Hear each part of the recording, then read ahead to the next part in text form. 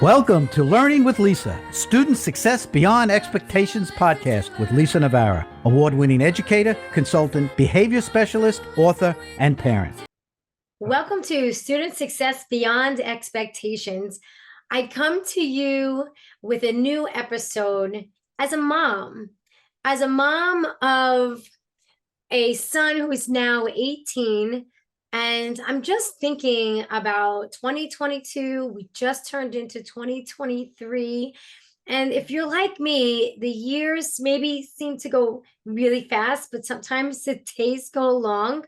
Well, within those days, I have to say there's been so many lessons. There's been so many wonderful, joyous times, and there's been really difficult times too throughout that year. And looking at 2022, one of the things that I had to really adjust as a parent was that my son was graduating high school. He's my only child, and I love him dearly. And within all of his heart and his soul, he wanted to go away to college. And so I supported him in that. And that just meant big transitions for him, for myself, and then even for ourselves when we reunite during vacations and talking and me visiting him. And so I'd like to introduce you to my son and his absolutely amazing roommate, Ryan. So Michael John, MJ, hello. Hi. And Ryan, welcome. Hello, everyone. Thank you so much for taking the time out on really New Year's Eve, right? We're happy to be here. Thank you. It's really important that we share the things that we know and the lessons that we learn in life with people, because sometimes we go through some of the same experiences at the same time. And sometimes people are struggling with those experiences where we might not be, or we might be struggling ourselves. And we really want to hear somebody else's story. And that's really what tonight is all about. So, MJ, can you talk to us about being away at school and what made you want to go away and transitions? And Ryan, jump right in, and we'll talk about too how you guys met and what that whole transition and growth in your own life has been like too. Yes, thank you for that. Personally, I can speak for the both of us when I say we're both from the Northeast and we do not like the colds. So that was a very big factor in us choosing to go down to Miami in the South. I also love Miami as like the culture there. And the academics are very good as well. Yeah. What was it like for you to move? It was really nice, but also kind of hard. It was nice to be on my own and be able to take care of things myself. And I loved Miami. So that was a big distraction for you. I suffer from ADHD and attentive presentation. So that has in itself been a challenge at college. Often I lose track of where I'm going, just as in this instance. Now I'll take it over to Ryan. Hello. What was the question again? So yeah, there's a lot that we could talk about here right now, right, Ryan? So let's start really with you. Where did you grow up, and how did you decide that you really wanted to move away from college to college? So I grew up in like a small town outside of Philadelphia. And I feel like I was necessarily sheltered in a way because I didn't really get to experience the cultures of like different people, which I do experience in Miami since I was in such a small town. And I feel like now that I live in Miami, I have like such a different perspective on things and a new like way to look at things, which is something I did not previously have. So what was one of the biggest growth in your perspective about things? Tell us about that. I got to meet people from like all over the world, which I really did not have before because Miami is an international school. So like we the Miami. Are you guys being distracted now, MJ? What's going on with that ADHD of yours? No, my friend keeps calling spam calling us. Okay. We're going to take a deep breath. This is what I do with my students and my clients. Let's take a deep breath in for a calm mind and calm body so we can focus. Yeah. Finally, my son actually took a strategy of mine and it's recorded. Go ahead, Ryan. We're with you. So I think that Miami just like allows us to meet people and meet new cultures, like because we meet people like our best friend, one of our best friends is from the United Kingdom. And I personally have never really met someone outside of the United States and like had a best friend that was someone that just wasn't like the norm or like who didn't live in the United States and like follow our specific standards. So it was good to like have that new perspective and like see what she does like on the weekends and like how she lives personally. MJ, did you have the same type of experience? Yes, we actually share her as a very close friend. Shout out to Maisie. And But yeah, I had a very similar. Like growing up on Long Island, there was not a lot of cultural or ethnic diversity really. So going to a school that's very diverse was definitely very beneficial. Um, to just meet people from other cultures, even other parts of the country. People from all over the country. Like I've never talked to someone from the South before. Yeah. So how does everyone get along? I mean, have there been conflicts? Has it been easy? it certainly has not been easy. Um, People fight a lot. What do you mean by that? Important, Not like physically. not They just have physically. arguments. Yeah, people argue a lot, especially with your roommate. Living in the same room with someone, it become a lot. You can only take so much of someone's like something you don't like about someone. So Yeah. like over time, like it just builds up and then Into sometimes, resentment yeah. and can end the friendship that would otherwise be fine if they weren't roommates. So, do you learn to use certain communication strategies to help you get through it? I would say it's always very important to be direct And be communicative. and communicative, yes, like Because with your feelings. when you're not communicating how you feel, the other person does not understand how you feel. Mhm. So then you may build up this resentment towards that person and they still have no idea because you're not talking to them about how you specifically feel. Yeah, it could be easy fix. Like if you're like, oh, like they leave their clothes all over the floor, but then you talk to everyone besides them about it and just complain. Like they're never gonna know that that bothers you. Exactly. And then like they can easily just pick it up and be like, oh, I'm sorry. Like, So, I'm thinking as a parent right now. And so, the fact that you're talking about things haven't been always so easy with people that you've either lived with or that you've seen other of your friends and how they've have difficulty living with somebody new. I'm thinking as a parent, wow, you know what? This is really good experience for you because you guys haven't been in really big towns. You didn't grow up in big cities with a lot of diversity. So now not only do you have diversity in ethnicity, but in cultures too and experiences. And so as a parent, I think that's fantastic. I love to hear about how you're working through challenges. Have you, either one of you, have you looked toward your parents or thinking about what would my parent do, what my mom do, what my dad do, or have you spoken about them to them about these challenges at all? Talk to us about the dynamics between being away at school and then knowing that you have parents at home that are thinking about you all the time. yeah, so me and my original roommate, um, we're culturally very, very different. And I didn't think that would be too much of a problem. Like I thought we'd get along fine. But he ended up having a lot of resentment and built up and everything like that. And as I said, like, he wasn't very communicative until it boiled over and caused a whole lot of issues. And then it became to the point like we had a conversation about it. Um, Kind of worse, but anyway, during that whole time, I was very communicative with my mom, you, and I was constantly filling you in, asking you for advice because I never had really dealt with something like this before, and I was confused why he was treating me in that way. But it ended up switching with my sleep mate, so now this is my new roommate. Well, I have to say that they could be very worrisome for parents when they hear that their child is in some kind of, distress or uncomfortable situation. But I really say I was very proud of you the fact that you were reaching out, you were calmly stating about what was going on, thinking about best approaches long term and what you need to do short term.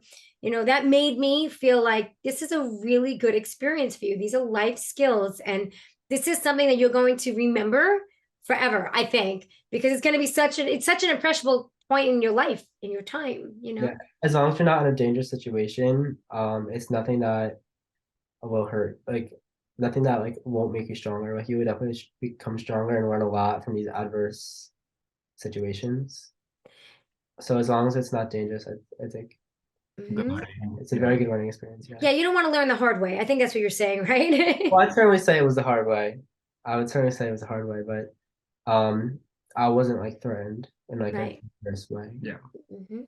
at any time. And how about yourself, Ryan? Have there been situations that you had to work through and you came out feeling like, you know what, I did what I could and I'm satisfied with the way that I handled it? I mean, yeah, so like I also helped MJ throughout the entire process with his roommate, and I do think that my influence on his other roommate, like because I would always have like one-on-one conversations with his other previous roommate about how I think that like the way MJ was treated was unfairly, etc. And like even how like maybe how like MJ may have handled situations may have not been like as beneficial. So I saw both sides to the story, and I kind of just like made sure to like I don't know. I wanted to approach the situation in a way that could benefit both members of the that were struggling with each other. So yeah, It sounds like you played mediator, kind of. I was a very big mediator from multiple And was people. that okay? Say that Yes. again? This I was a mediator for a bunch of people. It wasn't just them. There Yeah. was like a bunch of people having Ryan helped immensely. I'm very grateful for him. yeah. Because personally, I'm not a very confrontational person, so I definitely need a push. Well, doesn't right. Okay. Well, sometimes I think that when you, like you mentioned before, saying about how you're feeling, it might feel confrontational, but it actually is just being fair Yeah, to it can be hard. yourself. It can be hard to Yeah. do. It can be very hard to do because you say, in theory, it's like, oh, like just be honest about your feelings, like, but like when you're actually living in that situation, Hmm. a lot harder. And Ryan, being that you were the mediator a few times for a few people, is that something that you came to college with those skills? Personally, no. I mean, I didn't really have this many problems with people where I grew up. Like people didn't there was not this much like quote unquote drama in this, and I was not constantly like living in that kind of environment. So I kind of had to shift like focus and approach situations differently. So when I noticed that my friend was struggling with another person, I wanted to not only help my friend out, but I wanted to help the other person out. And then I had to figure out a different way to do that because I had no previous knowledge on how to like mediate situations. I've never done it before in my life, but I think that once figuring out how to mediate MJ's issues, that I could also mediate other people's issues. So I think that was a great way, like learning experience as well for Okay. myself. So you saw it as a learning experience, not being stuck in the middle. Yeah. I Great. mean, technically, yes, I felt stuck in the middle in some parts and some aspects, but at the same time, I learned a lot from it. And I learned that, like, it's always good to judge both sides of the story rather than just hearing one side, because when you hear one side of the story, you don't understand the full, like, details that, and, like, the small micro details that someone may be leaving out. So, having the full story and, like, understanding both perspectives and seeing both sides just really it really just gets like it helps me out to like help situations. Well, it sounds like they're really lucky to have your friendship. Yes, I agree. And talking about friendship, you and MJ really have a whole bunch of friends. You guys really share the same friends, same groups, get along really, really well. So I have a feeling the two of you know each other really well too. Is that right?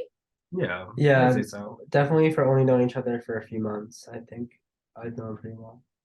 So you mentioned, MJ, that you have ADHD, that you suffer from ADHD. So what do you mean by that? I mean, I wouldn't say I suffer from it, but it definitely affects the way like when I'm studying, even when I'm talking, like I'm telling a story, I'll just like forget and won't be able to focus like where the story is going.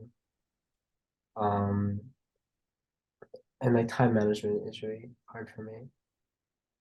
Do you use any types of strategies or do you need a few? I use my reminders on my phone a lot. I have a planner and like yeah, anything I have to remember, I just write down on my phone because I know like I'm probably not going to remember it, which is kind of bad self-talk in my head, yes. But like better safe than sorry. Sorry. Right, right. That's okay. And that's self-talk. What part of the memory is that? Do you know? Come on, Uh, you're my son. The work, Actors, the working. working memory, Yes. Because how many parts are like there? prefrontal cortex. It's in the prefrontal cortex.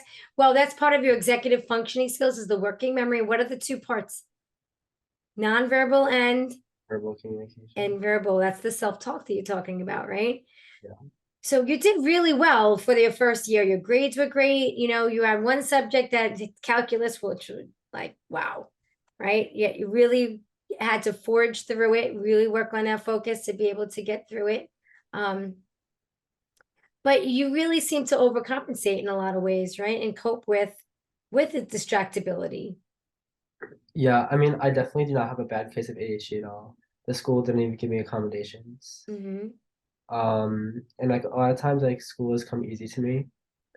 So it's like when it doesn't come easy to me, that's when I'm really like screwed over because I'm so used to relying on my intellect and not like doing the good study skills. So then Mm-hmm. when I try and do good study skills and then I get distracted and don't have time management, it just really snowballs. So like math is really always my worst subject. So like the disparity between all my other grades and my math grade were like it was huge. Mm-hmm. Yeah, well, calculus is a tough one too. And Yeah. then not being able to relate to it on that emotional level and struggling a bit with the focus can amplify all of that, right? Yeah. And Ryan, talk to us about MJ's ability to talk about a story. What's that Oh, like? So when MJ is like explaining a story, he tends to lose focus and will kind of just like he'll tell the story part of the story and then he'll get distracted into some other subjects and then we're like, oh, what were we talking about again? And then we'll go back to telling the story and then he loses himself again. So sometimes it takes MJ like a very long time to explain a story. But which isn't his fault. It's just like that's it's because he has ADHD and he loses himself when he like speaks for too long. I go on tangents. Yeah. And then I've heard you prompt him and it works. I You give him like one or two words and uh, he Yeah. gets right back on yeah. time. Yeah. Or I'll just completely lose my train of thought. I'll be like, what was I just talking about? Like I will not recall at all. Yeah, And that's where the visualization will help. If you really get into what you're saying and you see it in your mind, if you're talking about go quick, tell me about a subject, That any makes it subject. a bit harder because then when I'm talking about like the tangent part of the story, I'll like forget the regular part of the story. Right. But if you're talking about what, like New Year's Eve, right? Where are you going to go? Who's going to be there? Then all of a sudden you're like, oh, but tomorrow I have to do this. If you can actually just see yourself with who you're talking about, that's that working memory and the visualization part that can help you to stay on track. Yeah. You know what I mean? Yeah. Good idea. Just a little support. It's like almost impossible to help your own child even no matter what we do, you always play like mom, right? You always play the parent part, but you always want to be able to be supportive too. So, is there any advice that you guys could give to parents of kids who are in their freshman year of college? I would say be supportive, but don't be too overbearing.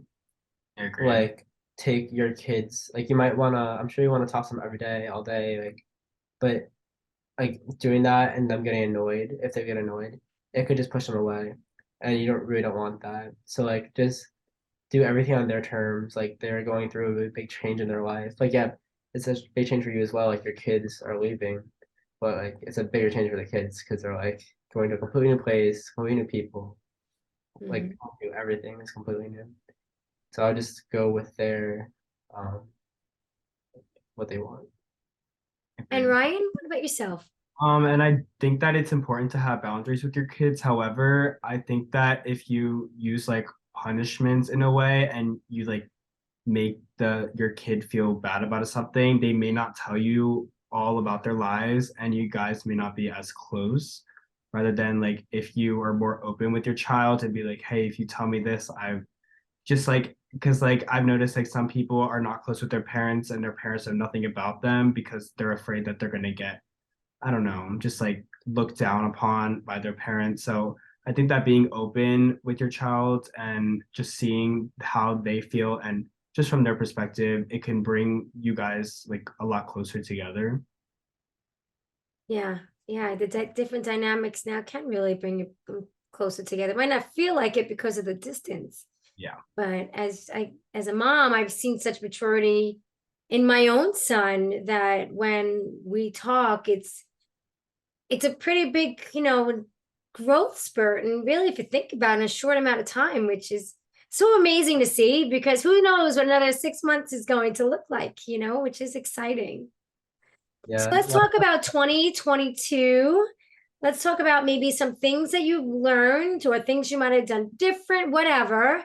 And then looking forward to 2023. So talk about 2022. Big year for you guys. I mean, this is the year we moved into college. I mean, it's when I met like MJ. It's kind of like I kind of left my home friends, which I didn't leave, but like I grew apart a little bit from for a period of time, and then especially even my family I grew apart from just for a little bit because I wasn't with them every single day, so I didn't see them a lot and talk to them as much. But I just think that this year involves like a lot of maturity for us as students and as people. Is it what you thought it would be, Ryan? I think it's even better than what I thought it would be. I mean, I think that going to the University of Miami would help that because we are in such a great environment there. And especially if you have a support system and great friends and family, that it just makes the experience 100 times better. And MJ? I agree. Like this is the year we graduated high school, so it was a very big like that's we don't really remember life before like school. So like that's a very big change and leaving our friends. And like yes, we've obviously grown apart from like some of our home friends, but I feel like we also grown closer together because like although we don't talk every day anymore, when we do talk like it's very Change. exciting. Yeah. Yeah. And I feel like nothing changes And like sometimes. we like update each other on our lives, and that's how adults are. Like adults will see their friends. I mean, most adults at least Yeah. don't see their friends every day, maybe even every week or every month, because they live in different parts of the country or the world. Mm-hmm. Um, so I think this is a very good transition stage. All right, guys, talk to us about 2023. What do you think? Do you have goals? Do you have anything you want to accomplish? I just hope to continue to grow and mature and really like find ourselves, I guess, throughout the year, meet new people, have new experiences, and just overall just become better people. That's my, And I hope that we like, enjoy life. yeah, Mm-hmm. That's very important. And you both seem to have majors that you're both still enjoying. It seems like you're satisfied with it. It's not like you need to do a complete 180. So that sounds like that's pretty solid for the two of you. Yeah. Mhm. And that could change. That's okay. But if it doesn't, then lucky you guys. I know I changed my major, you know, after 2 years in. Yeah. But what was And I that? think that Miami does a great job, especially if I need it, if one of us need to change our majors, that like, especially in the business school, I think in your school too, Yeah. your arts and It's science, easy. it's easy to change your major because we all for the business school, no, depending on what your major is, we all take the same classes. So if I could change my major up until junior year and not fall behind, so it's Mhm. good to know that I'm not gonna fall behind if I do happen to change my major in the business field. So just having that knowledge about that just like makes me feel more comfortable. Sure. Big relief off your back, right? A lot of times people are like, "Oh my God, it's already been a year and a half. Like, I can't change my major because I already done all this." But they don't realize like your major could only be like 30 credits. Everything else is general education and electives. Mhm. Like that could have been all your electives. Okay, you don't have any electives left, but now you're switching your major and you're still gonna finish on time. Hmm. Options are always good, right? Yeah. So listen, guys, I wish you very, very happy, healthy, fun, and inspired 2023. Thank you. Thank you so much for joining us. It was such a treat for me to really be able to have as a guest my very own son and his very, very good friend, Ryan. And so thank you. Would you guys join us again maybe mid-year and give us an update on how things are going in 2023? I'd be more than happy Definitely. to do that. Of Yes. course. Great. Thank you so much and Happy New Year. Thank you for having Year. us. Happy New Thank Year. you. Thank you for listening to the Student Success Beyond Expectations podcast, where school leaders, educators, and parents meet on behalf of children who struggle with learning.